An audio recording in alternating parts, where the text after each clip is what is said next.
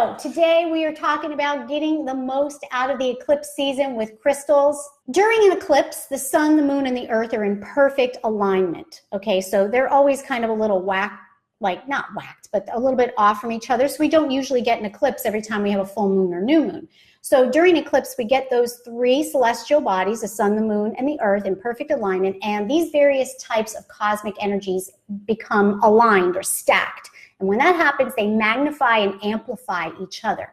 Right? In physics, we call this the principle of superposition. And that's when similar energies easily come into alignment. And when they do that, so let's say these are two sine waves, they add up and amplify each other. Okay, they pump each other up. So many people are sensitive to these types of energetic shifts and can easily feel them. So if you're an empath or you work closely and frequently with high frequency energies like crystals, or you're a crystal healer or a Reiki healer, or you do energy work of any kind, you're even more sensitive to these sorts of cosmic energy shifts. So are you feeling it ramping up? If not, you may start to as we get a little bit closer. I'm going to talk about when the eclipses are, different crystals that I like to use for them, and what I like to do. So eclipses usually happen in pairs, but this time it's not going to happen that way. We had our first eclipse pair of 2018 last eclipse season, which was January, February. And it was a traditional pair, a lunar and a solar. Or did it happen in the other? I think it was lunar and then solar, I'm not sure. Now we're headed into our final season for 2018. So after this season, we're done with eclipses for 2018, but it's unusual because it's not a pair. It's a trio. Okay, that's a weird one.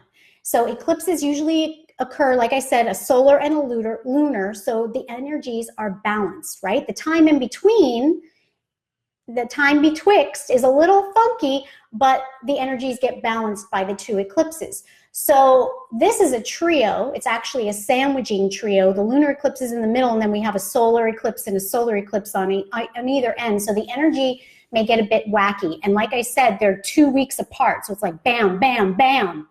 You barely have time to integrate the energies and recalibrate before the next one hits us. So it's not a balanced effect. And we have no time to recalibrate or integrate the energy before we get the next one. So it might get a little crazy. So heads up, but we create our own reality. We have tools and supports in the crystals and other modalities that we can go to help us get us through. It's about riding the energy, not letting the energy wave ride you and topple you all over the place. So the first eclipse, and let me just, yeah, you guys are here. Okay, good. Now I'm paranoid about it, man. All right, July 13th. It's a partial solar eclipse. All right, now none of these eclipses are going to be like our August eclipse from last summer, where it was like this amazing event, and most of us in North America were able to, go on a road trip if we wanted to view it or view it partially. It was a great viewing event. None of these are going to be like that, okay? So we're not getting excited about another one, like a total solar eclipse or total lunar eclipse of any kind. But it doesn't matter. The energies are still heightened. And it doesn't matter if you're not going to be in a place where you can visually see the eclipse. Because just like every full moon or new moon, no matter where you are on planet, we all get affected by the energies. All right. Anywhere you are on Earth, you're going to be affected by the energies. So the viewing for the partial solar eclipse on July 13th, not going to be great, okay? Unless you're somewhere in between Australia and Antarctica. That's the little strip where the moon's shadow is going to be coming right between Australia and Antarctica. So this is going to be an extreme southern latitude event. Some parts of Tasmania, if you live there, you'll see like a little small bite taken out of the moon, all right? I'm sorry, a little small bite taken out of the sun, that is. And that's because of the shadow that's being put on there. Now, this happens during a new moon. It's a new moon event. It's about working with the energy of the new moon. So it's a time for planting seeds for upcoming plans, setting new intentions, enhanced and amplified intuition. If you're looking to do that, this is a good time to do that, or amplifying your divination or enhancing your divination work. It's a very yin, feminine, intuitive, right-brained kind of energy, just like any new moon is, okay? So we don't actually see the moon during a new moon at all, right? This is about the solar, but it's a new moon event. It's a lunar event, all right? Because of that, my favorite crystals to work with during this time are labradorite, which is closely related to moonstone. It has that similar blue flash. Hopefully the camera is capturing that for you. And it has that iridescent quality. And it's all about tapping into magic.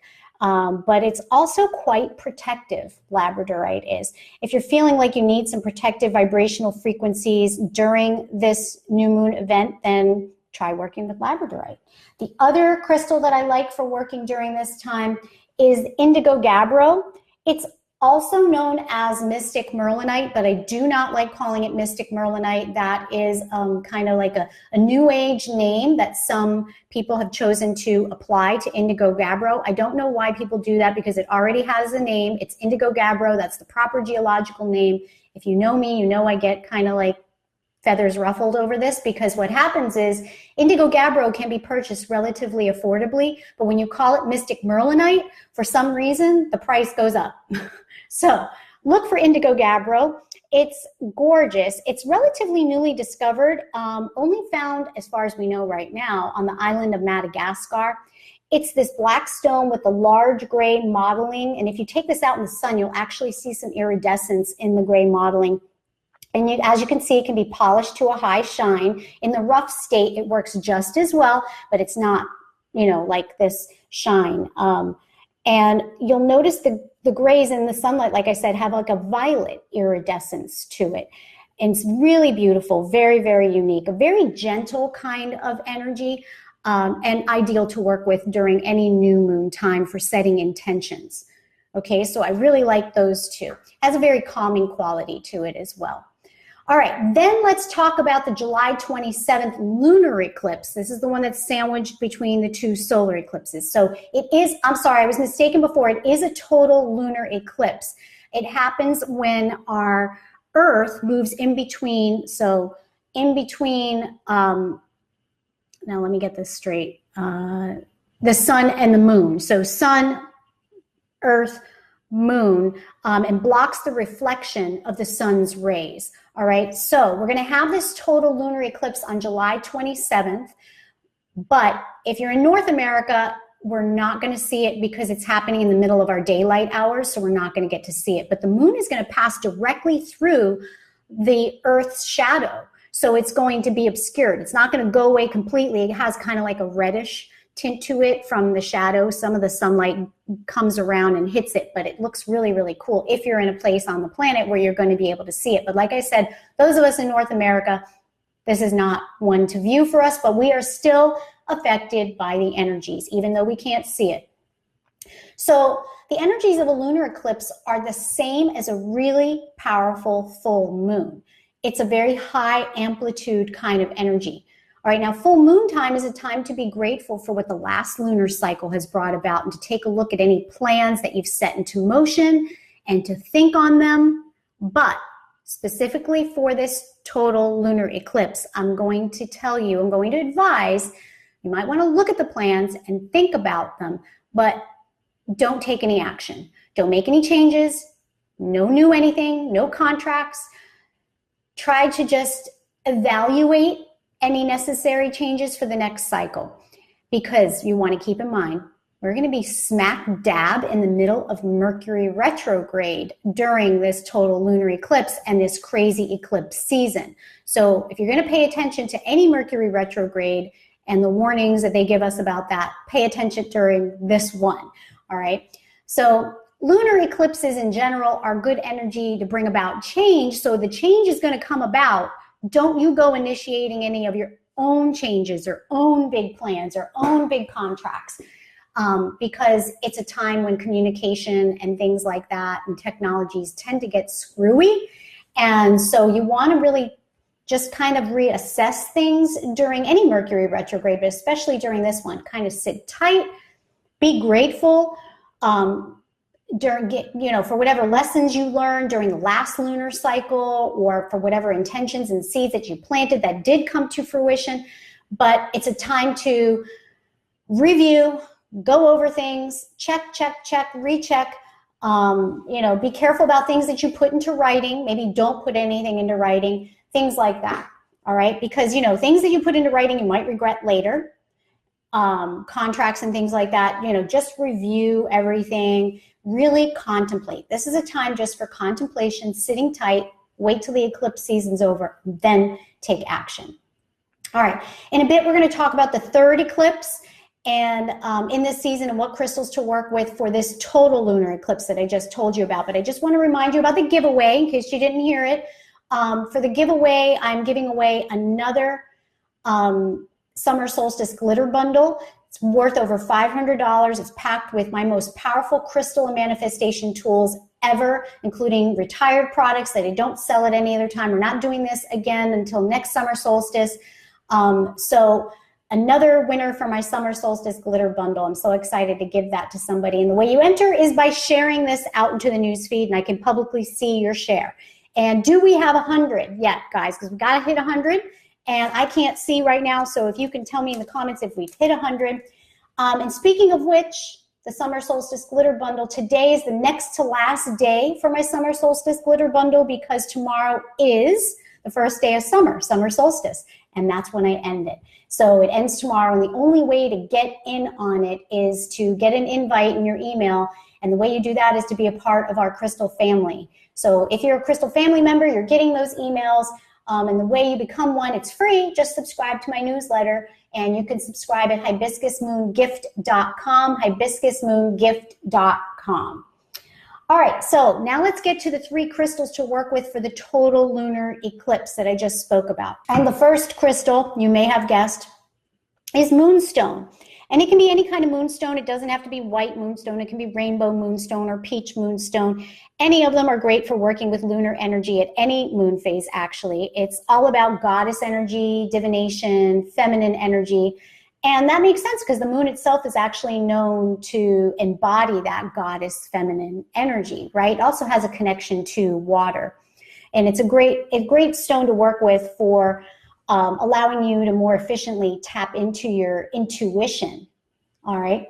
Another crystal that I like to work with at this time is opal. And I'll explain why I have it in this bag in just a second, but I hope the camera is going to catch the iridescence because in real life or in the sunlight, this one has such a pretty iridescence, and it's just an opal embedded in this rock matrix. And opal really helps to align us with that lunar energy and that watery energy. Okay, it's about purification. Now, I just brought this out with the way that I keep it, even though it's not very glamorous. This opal dried out a little bit, and opal is partially made up of water, hence its water connection, its connection to the moon. It actually contains molecules of water within it.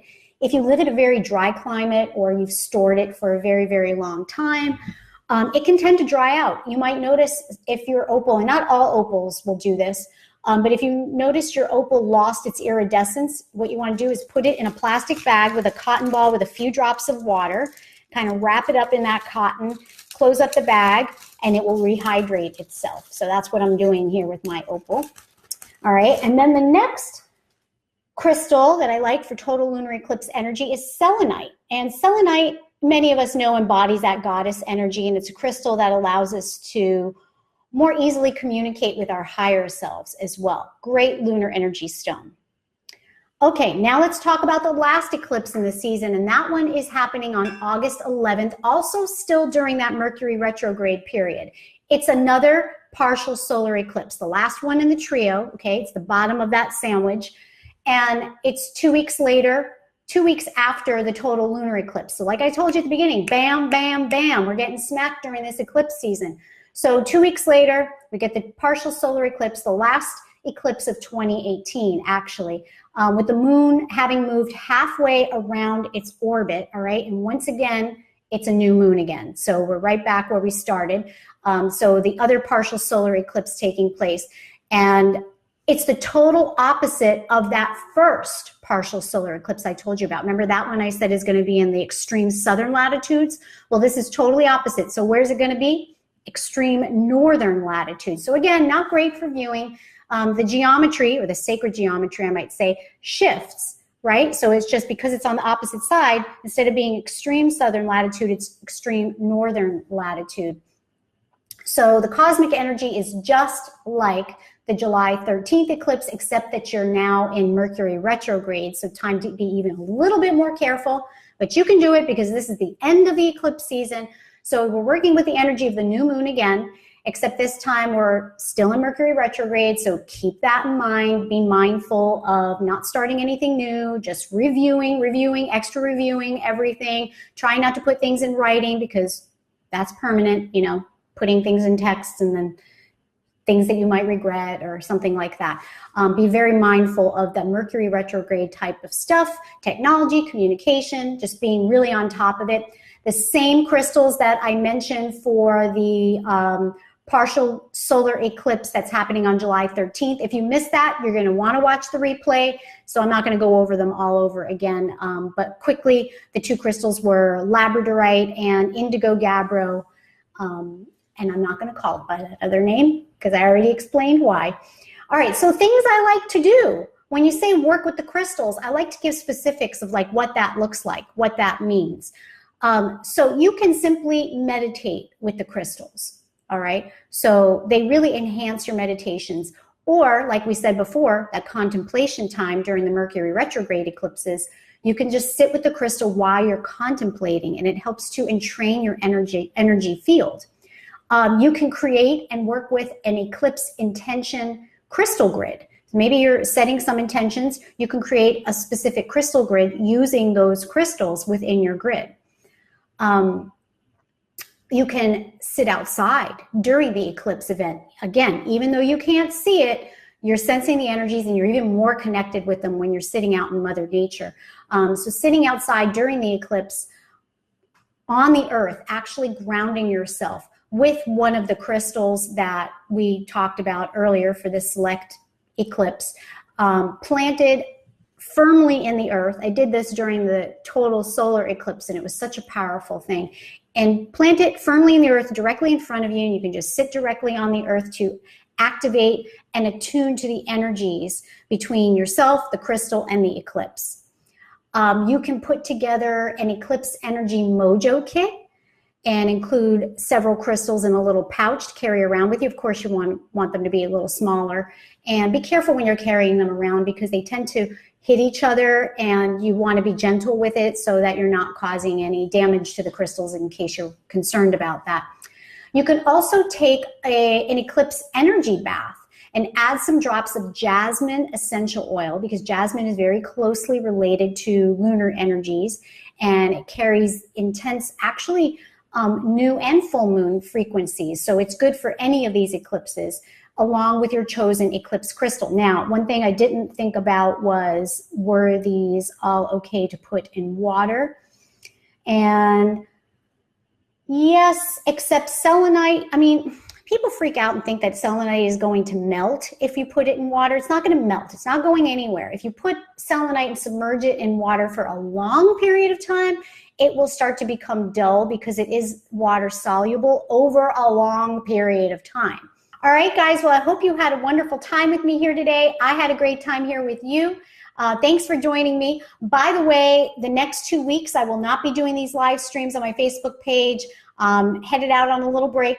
So as I'm sure most of us are at this time of year, but stick with me on my newsletter, hibiscusmoongift.com. I will be communicating with you there, and I'll be back here on my Facebook page in 2 weeks. Okay, have a great day, everybody. Have a wonderful, amazing summer solstice, and I'll talk to you all soon. Namaste. Bye-bye.